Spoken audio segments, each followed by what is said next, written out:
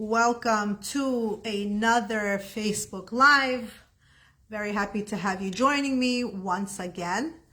We're going to wait a moment for people to join us, and then we're going to start tonight's live. So I was actually inspired to go live tonight after receiving this book, The Let Them Theory, and having the chance to read it over Shabbat.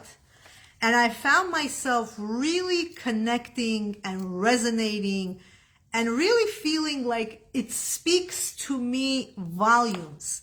Like I was so intrigued and so connected. I couldn't even put the book down. I just kept reading and reading and reading that I almost felt like the author wrote this book for me. And I highly recommend it. I really think that it's a great book.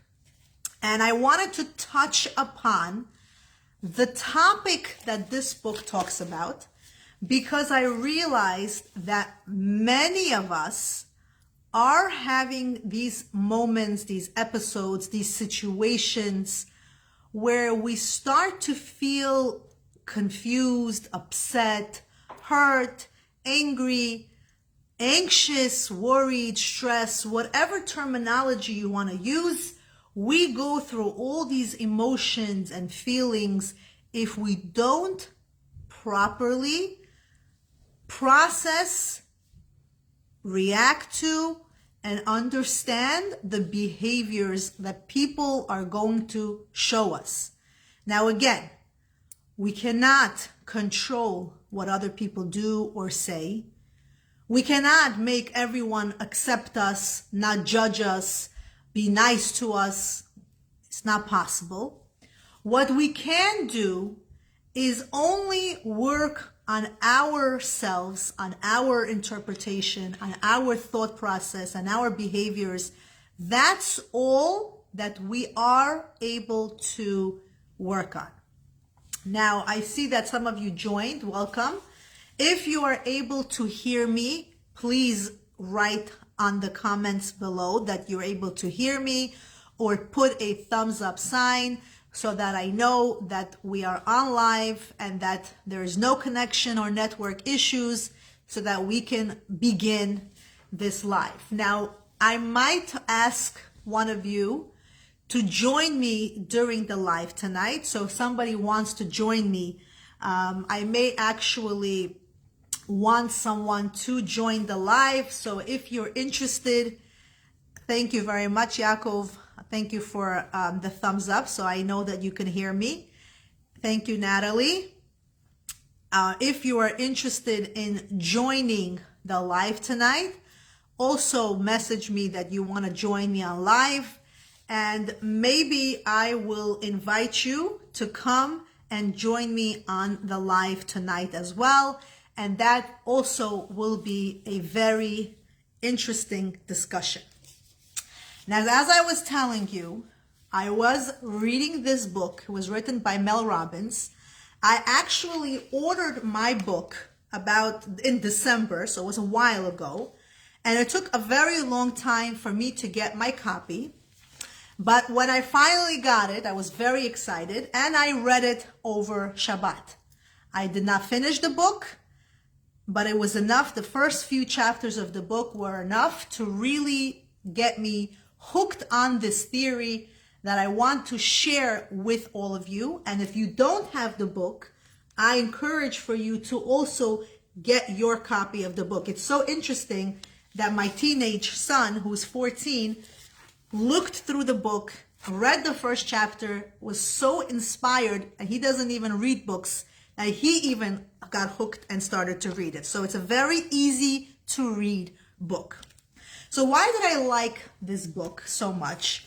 Because I felt like it resonated with me. It really connected with me. And one of the examples that when you start reading the book that Mel Robbins uses in the book is she says she saw a picture. She was going through Instagram and she landed on a picture on her friend's Instagram page. She clicks on this picture and she realizes that her friend went on vacation recently. And she didn't just go on vacation. The other people that were in the picture were also people that she knew. They were her other friends. So it was not just one friend that went on vacation. A group of friends that she knew all of them. They all decided to go on vacation together. And Mel Robbins is writing in this book, as you're reading it, that she started to feel a certain way. She started to even feel upset and even annoyed. What is that even supposed to mean? My friends went on vacation. I know all of them. But not only did they go on vacation, how come they didn't invite me on this vacation? How come they didn't include me? Why wasn't I called? And she says, I started to feel a certain way, and it started to bother me because all kinds of thoughts went through my mind. And I started thinking, maybe they're upset at me, but we don't have anything to be upset about. I even like these people. And she said, instead of turning that Instagram page out and shutting the phone and moving on with my life, what did I do? She says, I zoomed into the picture. I started to look at everything. I started to scroll and see where they went and what other places did they all interact and how much fun they had. And the more I looked, the more it bothered me. And that's where she says she started to implement this theory that she discusses in the book. It's called the let them theory. Now, let them theory, she says, doesn't mean let them hurt you or let them talk behind your back or let them get away with, doing something. That's not what it means. Let them, she explains, means let them go on vacation and not call you. That's okay. Let them go on more vacations. Let them do what they want to do. Let yourself not process information the wrong way. Let yourself not judge them. Let yourself understand when was the last time I called them? When was the last time I communicated with them? So as you read this book, you start to understand these two words have a very powerful meaning. Let them. And let me read to you a page in this book, and then I'm going to give you a personal example, which I know everyone loves to hear personal examples, of how I was able to incorporate this same theory of let them in my own life 2 days ago. Because I think every single one of us, if we start to process these two words the right way, we're going to realize that things are not going to bother us as much as they usually bother us. She says, let them. What an amazing idea. Within a week, I could not believe how different I felt. I started to say, let them, anytime I felt stressed, tense, or frustrated. And the funny thing is, I realized it was almost always regarding other people. Let them be sold out at the bagels at the bakery. Let my son, let Oakley, which is her son, be mad that I'm not letting him stay out late tonight. Let grandma read the news out loud. Let them do construction on a Monday morning commute. Let them leave the dishes in the sink. Let the neighbor's dog bark all day. Let my family be late to absolutely everywhere we go. Let my relatives be judgmental of my career. Let people hate the photo that I just posted online. Let my mother-in-law disagree with my parenting. These two simple words, let them, changed everything. It was as if I didn't care, and it wasn't weird at all. The things that used to bother me no longer bothered me. The people who used to annoy me just didn't annoy me anymore. The tight grip that I had on my life started to loosen up. Situations at work that would stress me out or cause me to go home and complain to my family just rolled off my back. Brain space that was once overflowing with dumb worries, annoyances, and drama was now available for more important things. The more I said let them, the more I realized that a lot of what I worried about wasn't even worth my time, nor did it deserve my attention. And not everyone was worth my energy. It was liberating. The more I said let them, the more I had time for myself. Time to think, time to breathe, time to have fun, time to spend on what mattered to me, time to take care of myself. I felt at ease, happy, and centered. The impact was unbelievable. Even my husband noticed, you seem different. And the fact was, I felt different. I felt so good. I just had to share the let them theory online. So I posted it and talked about it on social media. And this is what I said, she writes. If your friends are not inviting you to brunch this weekend, let them. If the person that you're really attracted to is not interested in a commitment, let them. If your kids do not want to get up and go to that thing with you this week, let them. So much time and energy is wasted on forcing other people to match our expectations. And the truth is, a family member, a person you're dating, a business partner, if you're not showing up if they're not showing up to how you need to show up, do not try to force them into anything. Let them be themselves because they are revealing to you who they are. Just let them. And then you get to choose what you want to do next. So I thought this was such a powerful concept. And then she continues and she says, let them is by far the most important thing I've discovered. The fact that people around the world were getting this idea permanently tattooed on their bodies really showed just how important, profound, and universal this concept really is. And then she elaborates, like I said, you have to get the book and you have to read it, that it's not just let them, it's also let me. Which means you can let people be what they want to be and act like they want to act. But then you say to yourself, let me. How will I respond? How will it affect me? What choices do I have? Because if you give too much power to people and you allow people to let them be the way they want, but you don't work on the let me part, what about you? How will you respond? Then you're making all the power that you have, you're giving it to those people. But the minute you say, let me or let I also have a choice in how I respond. I also have a choice in what my thought processes are, the way I judge people, the way I speak back to people. The way I continue scrolling through Facebook and Instagram, even when things are starting to bother me. But that's on me. That's not on them. It's not on what people post. It's why am I constantly scrolling even though it hurts me? That's the power that you have. And that's the power that you need to own up to. Malka, the book is called The Let Them Theory by Mel Robbins. It's a really good book. I highly recommend it.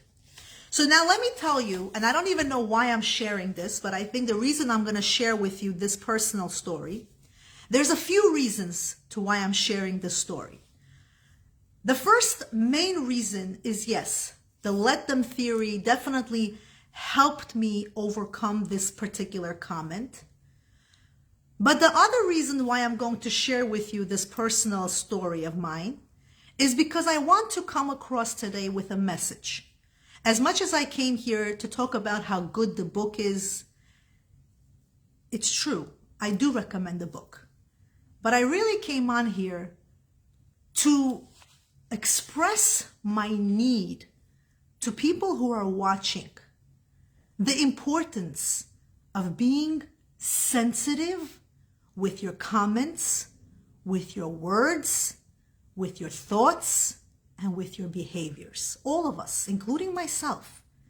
I feel that if people are not sensitive and they don't filter what comes out of their mouth, and they don't really think twice before they act a certain way, they can really cause a lot of pain and a lot of negativity to others.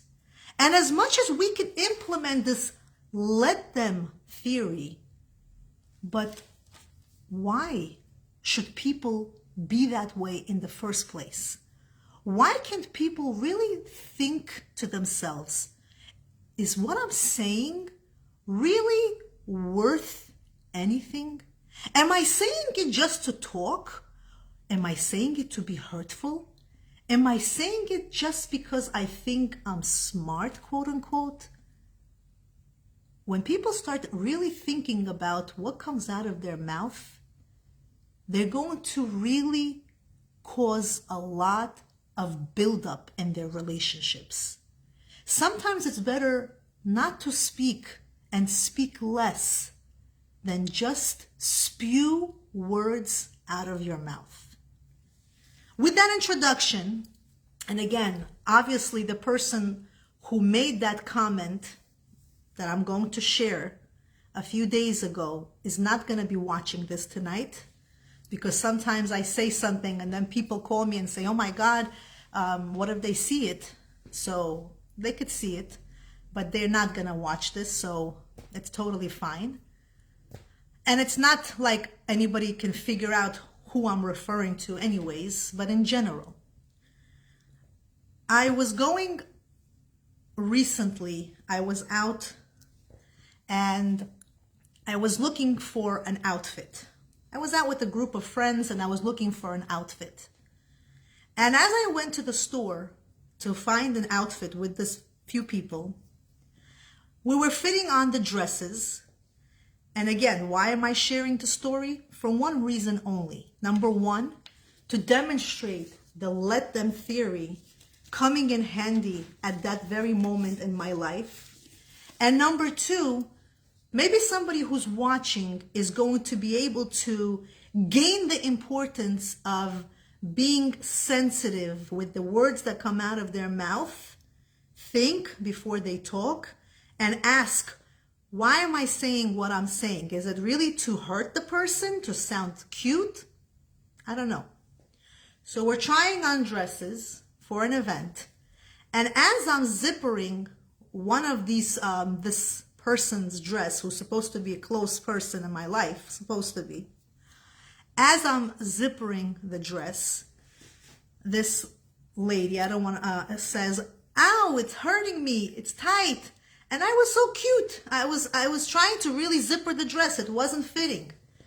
And I said as a joke, and maybe I shouldn't either have said that as a joke, but I said as a joke to this person, why are you screaming like that? Oh my God, you sound like you're giving birth. Are you giving birth or something? And I'm trying to zipper the dress, which is not zipping. But I was trying to make it funny. The person's immediate reaction when I made that comment, it could have been either to laugh or not say anything. But the person decided to come back with another comment. And this is the part that really could have hurt me tremendously, but it didn't. This person knows very well, and I don't keep it as a secret, and I'm very open about it, even here enough to share it, that I was not blessed enough to have given birth naturally. I didn't have that. I consider it a blessing. If you're able to give birth naturally and you did not have to go through C-sections, that's a blessing. That's a real blessing. I was not gifted that blessing. I was gifted with healthy children, thank God. But for me, childbirth did not come easy. I had to have all my children through C-sections. And this person clearly knew that that was for me something that was challenging. That's a big challenge to have to give birth through C-sections to all your children. And the response I got when I said, why are you screaming? You sound like you're giving birth, was, what do you know about giving birth? You don't even know what it means to give birth. You have the doctor comes, take the baby out, and that's it. You know what childbirth is? You know what pain is? Huh? She's telling me it's like giving birth. You've never even experienced it in your life. Now, for a second, I thought to myself, what's the purpose of this person coming back with that kind of a response? Is it to hurt me? Is it to pity herself? Because apparently childbirth is much more painful when you give birth yourself. And what do surgeries? That's not painful. That's easy. The doctor comes, takes the baby out, and you're done. And I thought to myself at that very moment, let them. Let them try to insult you. Let them try to make you feel bad. Let them try to put you down. Let them try to act like they have been through much more than you have. And what do you know? Let them. Because at the end of the day, getting upset, emotional to certain people's behaviors or responses or insensitivity, it's only going to crush you as a person and make you wonder and second guess yourself. Really? Why are they talking to me this way? Why would they say something so insensitive? And a point of part of you is going to even second guess yourself to feel like maybe I shouldn't be taking it so personal. Maybe I'm overreacting. And many of us, we live life where we are taught that we shouldn't take things personally, and we shouldn't. And we should let things go by. And we should let things slip by. But then the question is, why is it that the people that decide to make very cruel or insensitive remarks, why don't they watch their mouth? Why don't they really watch what they have to say? What pleasure does it give them just spewing remarks, just to spew remarks? When is it going to be a time where we're going to start improvising our behaviors and our responses and our relationships? And then we wonder, why do people not get along with each other? Why do people want to hold that distance and boundary? Maybe because certain relationships are very toxic. Certain relationships are not very easy to handle. And what makes it worse is we grow up, and we grow up with the perseverance of peace. We want to preserve peace. We want to preserve good relationships. We want to preserve bonds that we have with people. But when you have the same people in your life who over and over and over continue to make certain remarks, for one reason, it's simple. Because they know deep down it's going to hurt you. You start to really wonder, at what point do you have to also preserve yourself and your well-being? At what point do you have to say, my well-being is more important to this toxic behavior and toxic relationship? So I walked away that day. I didn't say a word. I didn't even try to argue. I didn't even say, what in the world are you talking about? Lady, do you even know what you're saying? How painful this is? How the recovery is? And how it's not 1 or 2 or 3, but 4? There was no need to argue. All I did was simply smile. And like you said, Svetlana, exactly like you said, at that very moment, I thought to myself, she knows exactly what she's saying and doing. It's not just a comment just to spew. She's trying to hurt me with that comment. And the question is, it's not about me. I'm not doing this live because I want to tell you, oh, she's trying to hurt me. No, I'm doing this live because I know somebody else who's watching also has people in their life that just have to spew negative remarks, toxic remarks, criticism, try to put you down because in their mind you're intimidating. the truth is, you can't allow those people mentally bring you down, mentally try to crush you, mentally lower you as a person, because the truth is, there are going to be people in your life who, unfortunately, for whatever reason, they don't like your behavior, success, confidence, whatever, fill in the blank. You can't even decide in your mind to try to figure out why. Because the minute you start to question why, but what did I say? What did I do? What behavior did I have to even prompt them to have this type of relationship with me? You won't find an answer. Maybe you will, but sometimes you won't. And you know what's going to happen as a result? The more you try to justify people's cruelty, negativity, insensitivity, the more it's going to weigh you down and make you second guess yourself. So the best thing you can do in a situation like this is remove yourself from the situation mentally. You can't always physically do it, especially when family members are involved, because it's difficult with family. We have to preserve certain type of dynamics. We have children, we have spouses, we have other people involved. There are parties, there are celebrations to go to. But mentally, we have to learn when to really disconnect and not allow those behaviors penetrate. Because eventually, when they start penetrating deep, they affect us. They leave long scars. We start to really wonder why.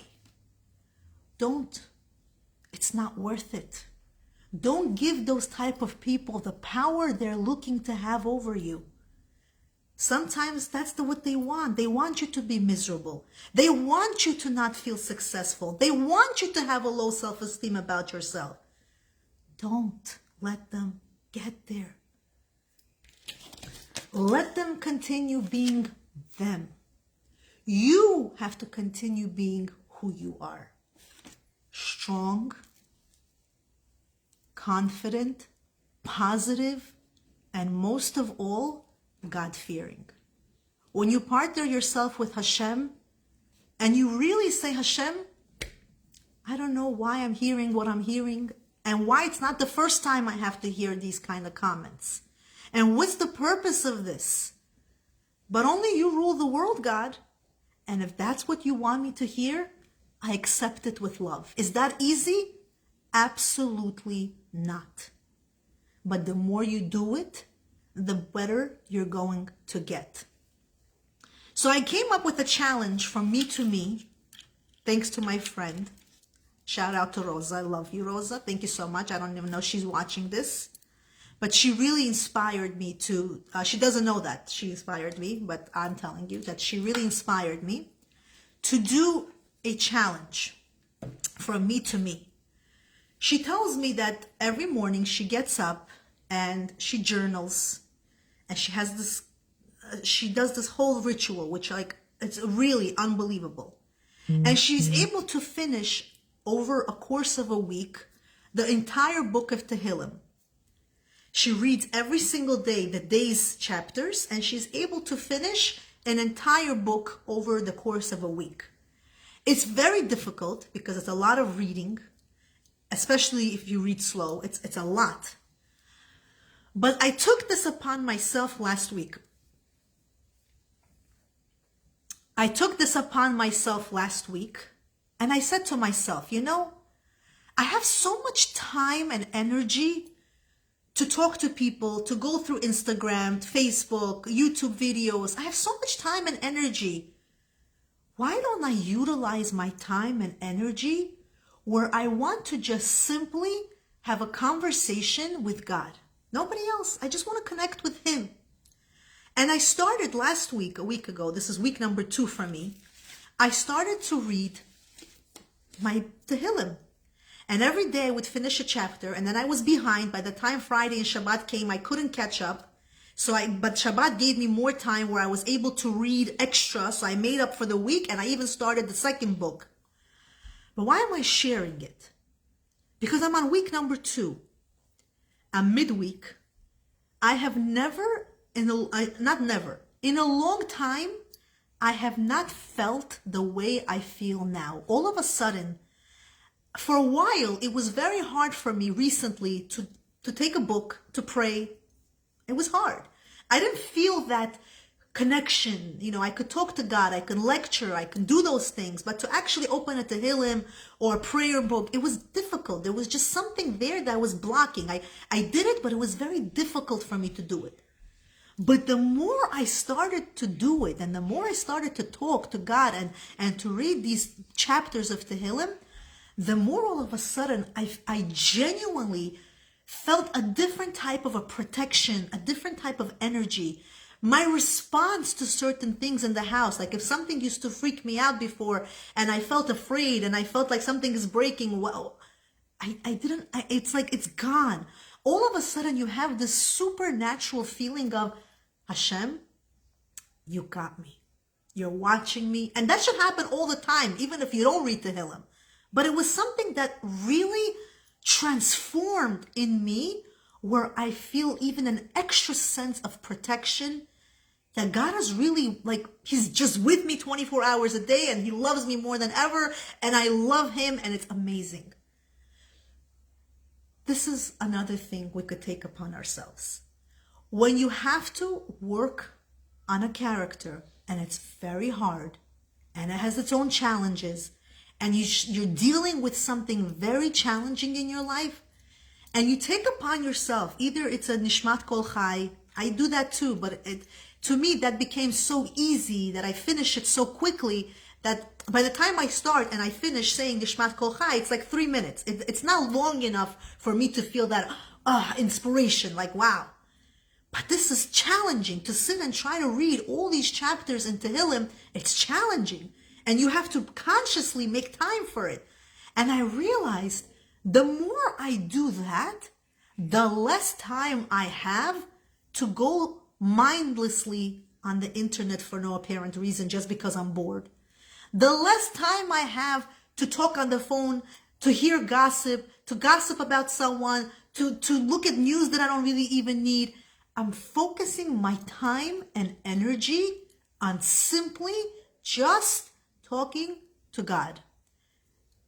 Just having a conversation, connecting, feeling close. It's an amazing feeling.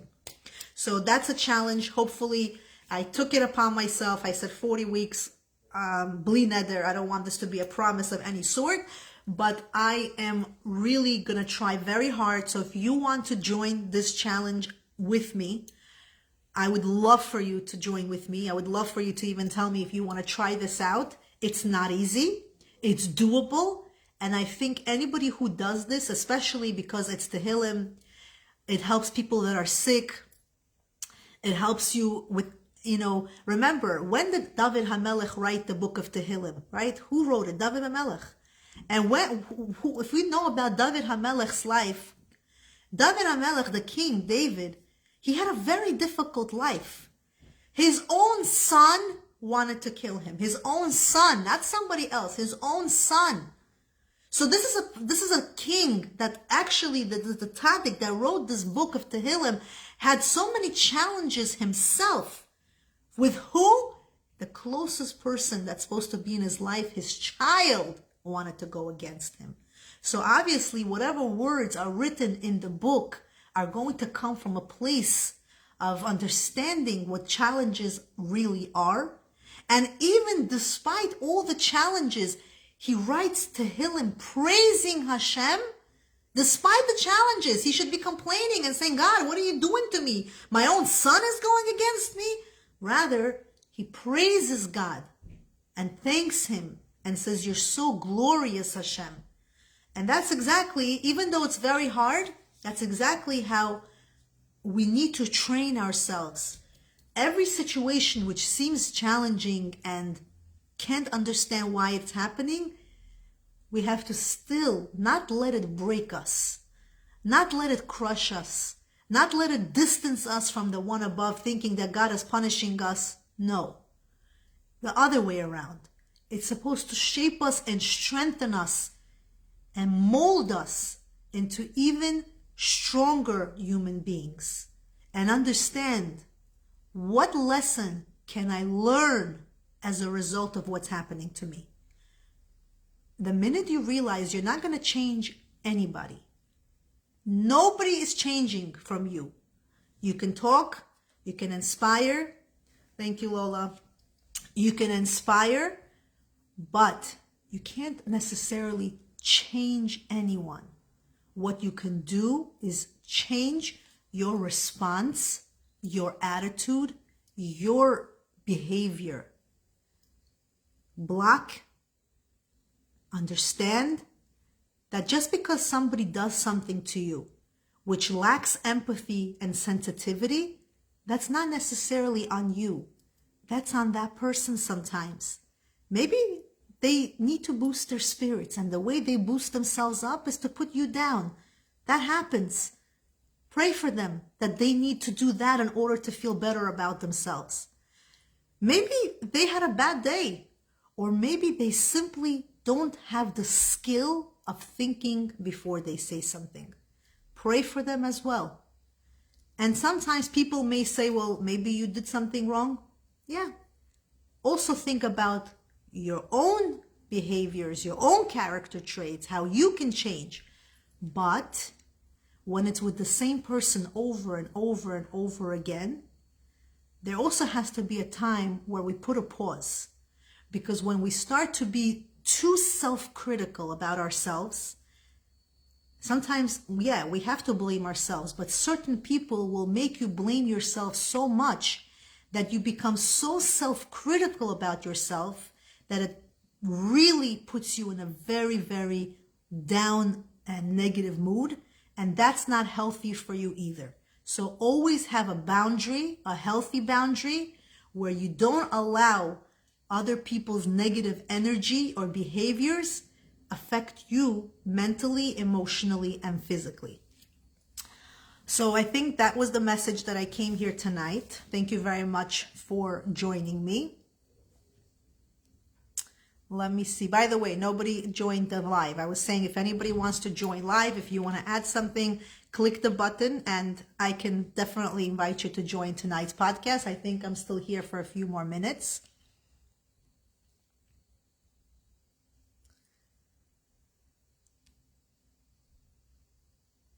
Yocheved writes, in Hebrew they say life and death is in the power of the tongue. Beautiful example of that. I agree with you, Yocheved. That's very true. It's, some people don't realize that their words are very, very strong and hurtful.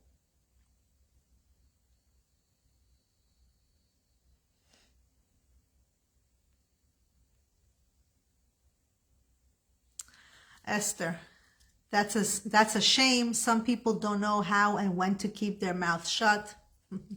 That's also true. Lana writes, I had both ways of giving birth. Have to tell you that C-section is much worse to recover. Absolutely, especially when it's multiple C-sections. It's hard, it's challenging. First of all, people don't understand when they say, what do you know about giving birth? They don't realize something. First of all, having C-sections multiple times over and over and over again also puts you at risk of losing your life, potentially. Okay? It's a very risky procedure.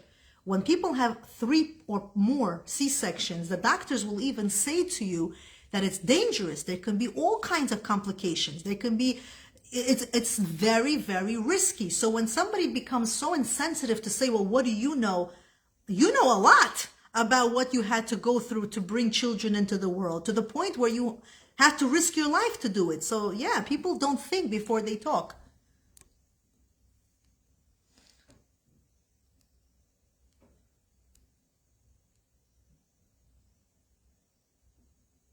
My husband says you should have given a bracha to those people that are to all those people that are watching. Well, they're not watching, but did I give a bracha at that time? Honestly, I probably should have and could have, but I felt like it didn't even. It for some reason, because maybe it happens so often that certain times you just like so like closed already from hearing such dumb comments from certain people.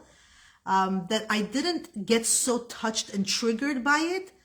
But the reason I shared it today is not because it triggered me. It's not because I felt, oh my God, why can somebody say that? I shared it because I thought to myself, I'm sure there are people who are watching. It wasn't maybe this particular type of comment that they had to hear. It was my comment that I had to hear.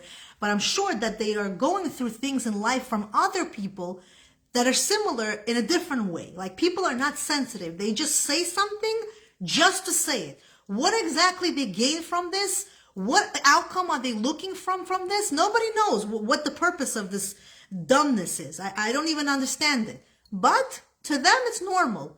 But then when you reverse certain things and you kind of act the same way, that's not allowed. So it's a one-way street sometimes.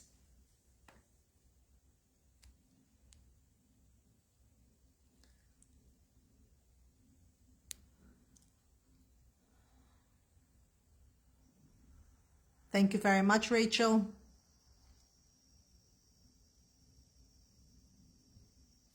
Svetlana says, I have been doing that for the past 3 months now, every morning before work. That's amazing, Svetlana. Very, very nice. Great job. Okay. So, anyways, for anybody that's joining right now that missed the beginning of the show, I highly recommend this book called The Let Them Theory by Mel Robbins. It's a very, very easy to read book. I read just now on live a little bit from the book. It's easy to read. I highly recommend it. Go get your copy. It's definitely worth it. Okay. Also, another announcement that I'm going to make because I feel like it's important. If you are not following me on Instagram, again, I am definitely trying. Like I was even going to go live tonight on Instagram, but I feel like Instagram is just, I don't have that type of a platform there. It's much harder to just, gain followers on Instagram, which is totally fine with me. It's fine. I don't care. It's not about the followers, but I do want to be able to share things on Instagram that you may not necessarily have on Facebook. Like, for example, they have reels there, stories there that are much easier through Instagram that you can look at different type of format than Facebook. So if you're not following me on Instagram, please go to my Instagram page. It's Yoch, Y-O-C-H, Gram, G-R-A-M. Yoch Gram is my Instagram handle. Please go and follow me there as well. And that would just definitely help me out tremendously because it's definitely much harder than Facebook. And I would love for my Instagram page to grow as well. So if you can go and follow me there, I would really, really appreciate it. So thank you all for watching. If you found this video to be helpful, definitely comment or private message me. And until next time, have a good night, everyone.